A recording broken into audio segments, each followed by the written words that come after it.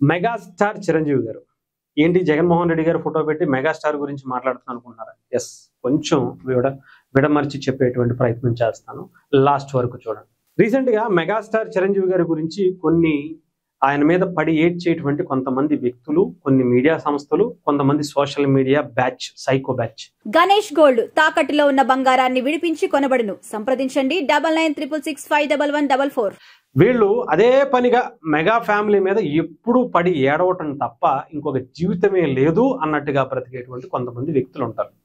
వాళ్ళు ఏం చేస్తున్నారంటే, అతనికి ఇంకొక వ్యక్తి తోడయ్యాడు, అతను వచ్చి అటు చిరంజీవి గారు పెన్షన్ తీసుకుంటున్నారు, అటు ఎంపీగా అటు ఎమ్మెల్యేగా ఆయన రాజకీయాల నుంచి తప్పుకున్నా సరే ఆ పెన్షన్ తీసుకుంటున్నారు అని చెప్పి ఆయన మీద చెప్తారు. ఆయనకి ఏం అవసరం, ఆయన ఇన్ని వేల కోట్ల ఆస్తులు ఉన్నాయి, ఎంతో మంచి ఇంకా సినిమాలు చేసుకుంటూ డబ్బులు సంపాదిస్తున్నారు, ఆయన ఏంటి ఇలా పెన్షన్ తీసుకోవడం ఏంటి, ఇది తప్పు కదా, అది ఇస్తే వేరే వాళ్ళకి చాలా మందికి ఉపయోగపడతాయి కదా అనేది అతని వాదన. అయితే దాన్ని ఏదో ఒక రకంగా అడ్డం పెట్టుకుని మెగాస్టార్ మీద, మెగా ఫ్యామిలీ మీద బురద జల్లాలి, మసిబూసి మారేడికాయని చేయాలి అనేటువంటి పద్ధతి కొన్ని ఛానల్స్, కొంతమంది వ్యక్తులు కుట్రపూరితంగా చేస్తున్నటువంటిది. మరి జగన్మోహన్ రెడ్డి గారి గురించి కానీ ఇంకా చాలామంది వ్యక్తులు ఎమ్మెల్యేగా, ఎంపీలుగా చేసినటువంటి వ్యక్తులు ఉన్నారు. మరి వీళ్ళ గురించి ఎందుకు మాట్లాడట్లేదు జగన్మోహన్? ఇది కొంతమంది వైఎస్ఆర్సీపీ వాళ్ళైతే చాలా ఎక్కువగా ట్రోల్ చేస్తున్నటువంటి పరిస్థితి. మరి వాళ్ళ గురించి జగన్మోహన్ రెడ్డి గారు చేసినటువంటి ఒక నిర్వాహకం ఒకసారి చూపిస్తా. ఇది జగన్మోహన్ రెడ్డి గారి ఎలక్షన్ ఆఫ్ డిబేట్ అనమాట. ఈ ఎలక్షన్ ఆఫ్ డిబేట్లో ఆయన ఆస్తుల విలువ ఎంతండి? అది 2019లో, ఇప్పుడు కూడా కాదు, 2024కి వచ్చేటప్పటికి దానికి డబుల్ అయిపోయి ఉండొచ్చు. ఎందుకంటే అప్పటికి ఇది 2009లో 72 కోట్లు కాస్త 2019కి వెళ్ళేటప్పటికి, అంటే 10 ఏళ్లలో 510 కోట్ల రూపాయలు అఫీషియల్గా చూపించింది. ఇంకా ఎంత ఉందో దీంట్లో దాదాపు 40,000 కోట్లు పైగా సిబిఐ దాంట్లోనే ఉన్నాయి. ఆయన మీద ఉన్నటువంటి కేసులు దాదాపు 29 కేసులు సిబిఐలో ఉన్నాయి. ఇవన్నీ కూడా దానికి సంబంధించినవి. ఇకపోతే ఆయన అకౌంట్ డీటెయిల్స్ అవన్నీ మనకు అవసరం లేదు. నేను కేవలం ఎవరైతే చిరంజీవి గారి మీద పడి ఏడవాలి, ఆ కుటుంబం మీద పడిస్తే ఆ కుటుంబం పేరు ఎత్తకపోతే వాళ్ళ జీవనాధారం లేదు అనుకునేటువంటి బ్రతుకుతున్నారో వాళ్ళ కోసం చూపిస్తున్నటువంటి ఈ వీడియో అన్నమాట.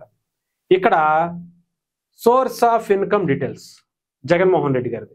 ఎందుకు దీన్ని కట్ చేసి అక్కడి మధ్యలో కట్ చేసి పెట్టేసి అది ఆయనదా కాదా మళ్ళీ మాఫింగ్ చేశారని అనుకుంటారు కాబట్టి చూపిస్తాను. జగన్మోహన్ రెడ్డి గారు source of income, salary, MLA, MP, pension, rental income, other income, ఈ బ్యాంక్ ఇంట్రెస్ట్లు అవి వస్తాయి. దానికి సంబంధించిన పార్ట్నర్షిప్లు అవి ఉన్నాయి. వాళ్ళ వైఫ్ కూడా శాలరీ అండ్ రెంటల్ ఇన్కమ్ అని చెప్పి ఇంకా ఉన్నాయని చెప్పారు. ఇక్కడ జగన్మోహన్ రెడ్డి గారు చూసారా, ఎమ్మెల్యే శాలరీ, ఎంపీ పెన్షన్. ఒక ముఖ్యమంత్రిగా చేసి ఇండియాలోనే రిచెస్ట్ ముఖ్యమంత్రిగా ఆయన గత 5 ఏళ్ళు ఉన్నారు. ఇండియాలోనే రిచెస్ట్ ప్రతిపక్ష నాయకుడిగా పాత్ర లేకపోయినా ఆయన ఊహించుకుంటున్నాడు కాబట్టి, నేను ప్రతిపక్ష పాత్ర కావాలి అని అడుక్కుంటున్నాడు కాబట్టి దాంట్లో కూడా అనుకుందాం పోనీ ఇండియాలోనే రిచెస్ట్ అపోజిషన్ లేదా రిచెస్ట్ ఎమ్మెల్యే కూడా ఆయననే అనుకోవాలి. పులివెందుల ఎమ్మెల్యేగా ఆయన 510 కోట్ల రూపాయల ఆస్తిపరుడుగా, దాదాపు 30 నుంచి 40,000 కోట్ల రూపాయలు అవినీతిలో ఉన్నటువంటి వ్యక్తిగా, హైదరాబాద్లో, బెంగళూరులో, ఇక్కడ ఇంకా ఇతర దేశాల్లో ఎక్కడ పడితే అక్కడ ప్యాలెస్లు నిర్మించుకునేటువంటి జగన్మోహన్ రెడ్డి గారు ఎంపీ పెన్షన్ తీసుకుంటున్నారు. ఏమన్నా ఉందా? పోనీ వాళ్ళ అమ్మగారు విజయమ్మ గారు కూడా ఇప్పటికీ ఎమ్మెల్యే పెన్షన్ తీసుకుంటున్నారు. ఇంకా చాలా మంది ఉన్నారనుకుంటే వాళ్ళందరి పేర్లు ఎత్తను నేను. కేవలం జగన్మోహన్ రెడ్డి గారు ఇంకా చాలా మంది ఉన్నారు, చాలా పెద్ద వ్యక్తులే ఉన్నారు. వాళ్ళెవ్వరినీ చూపించకుండా ఓన్లీ చిరంజీవి గారి మీదే విషయం చిమ్మేటువంటి పని ఎందుకు చేస్తున్నారు అంటే ఏమీ అనరు. ఆ కుటుంబం మీద ఎంత మాట్లాడినా సరే వాళ్ళు ఎవరో వచ్చి బయటకు వచ్చి మాట్లాడేటువంటి పని చెయ్యరు అని. ఎందుకంటే చెట్టున్న పళ్ళకే రాళ్ళ దెబ్బలు అంటారు కదా, ఆ టైప్లో ఎంతసేపు వాళ్ళని కొట్టితే వాళ్ళు తిరిగి మాట్లాడరు. ఇది ఫస్ట్ నుంచి వాళ్ళ సేవ ద్వారా వాళ్ళ సమాధానం ఉంటుంది తప్ప ఇలాంటి వాటికి రియాక్ట్ అవ్వరని ఈ రోజు కూడా చిరంజీవి గారు ఓపెన్ స్టేట్మెంట్ ఇచ్చారు కూడా. అందుకనే వీళ్ళని ఏమన్నా సరే మనకి వ్యూస్ వస్తాయి, దాని నుంచి మనం బ్రతకచ్చు, మనకి తిండి లేకపోతే చిరంజీవి గారి మీద ఒక వార్త నెగిటివ్గా రాస్తే దాని నుంచి వచ్చే డబ్బులతో మనం కడుపు నింపుకోవచ్చు, మన పిల్లల కడుపు కూడా నింపచ్చు అనుకునేటువంటి బ్రతుకు ఒక బ్రతికేనా ఆలోచించుకోవాల్సినటువంటి టైం వచ్చింది. ఇంత జగన్మోహన్ రెడ్డి గారు లాంటి వ్యక్తులు ఉండగా మీరు కూడా నీతులు చెప్తున్నారా? ఇకపోతే చిరంజీవి గారి గురించి చెప్తాను. ఆయన చేసేటువంటి సేవా కార్యక్రమాలు ఏంటండి? బ్లడ్ బ్యాంక్ అంటే గుర్తొచ్చేది మెగాస్టార్ చిరంజీవి గారి బ్లడ్ బ్యాంక్ ఒకటే కాదా? ఎంతమంది జీవితాలను ఆ బ్లడ్ బ్యాంక్ ద్వారా ఆయన సినిమాల నుంచి వచ్చేటువంటి డబ్బు ద్వారానే కదా ఆ బ్లడ్ బ్యాంక్కి ఎన్నో లక్షలు ఖర్చు అవుతున్నా, కోట్లు ఖర్చు అవుతున్నా ఇంకా మెయింటైన్ చేసుకుంటూ వస్తున్నారు. ఎన్నో జాతీయ స్థాయిలో ఆ బ్లడ్ బ్యాంక్ ఎన్ని అవార్డులు వచ్చాయో మీకు తెలుసా? వాటి గురించి వదిలేద్దాం. సీసీటీకి తరపున ఎంతమంది ఆ కరోనా టైంలో కావచ్చు, ఇప్పుడు కావచ్చు, లేదా ఆక్సిజన్ సిలిండర్ల పేరుతో కరోనా టైంలో ఇచ్చినటువంటి ఇవన్నీ ఏమి గుర్తురావా? ఎక్కడ దేశంలో ఏ విపత్తు వచ్చిందన్నా మొదటి చెయ్యి ఆయనదే అవుతుంది కదా. అలాంటి చెయ్యిని కూడా మీరు తప్పుపడుతుంటే సిగ్గుగా అనిపించట్లేదా? మనం ఎవరో ఇసిరేటువంటి డబ్బుల కోసమో, లేదంటే ఆ వ్యూస్ ద్వారా ఆయన మీద విషం చిమ్మితే వచ్చేటువంటి ఆ వ్యూస్ ద్వారా తిని బ్రతకటానికి మనసు ఒప్పట్లేదా మీకు అసలు? ఎందుకని ఇంత దిగజారిపోయి బ్రతకాల్సినటువంటి అవసరం ఏముందనేది ఆలోచించుకోండి. ప్రతిసారి మెగాస్టార్ గారి మీద పడితేనే తప్ప మనకి బ్రతుకే లేదు అనుకునేటువంటి బ్రతుకు ఒక బ్రతుకేనా? ఇది ఆలోచించుకుని బ్రతకాలి.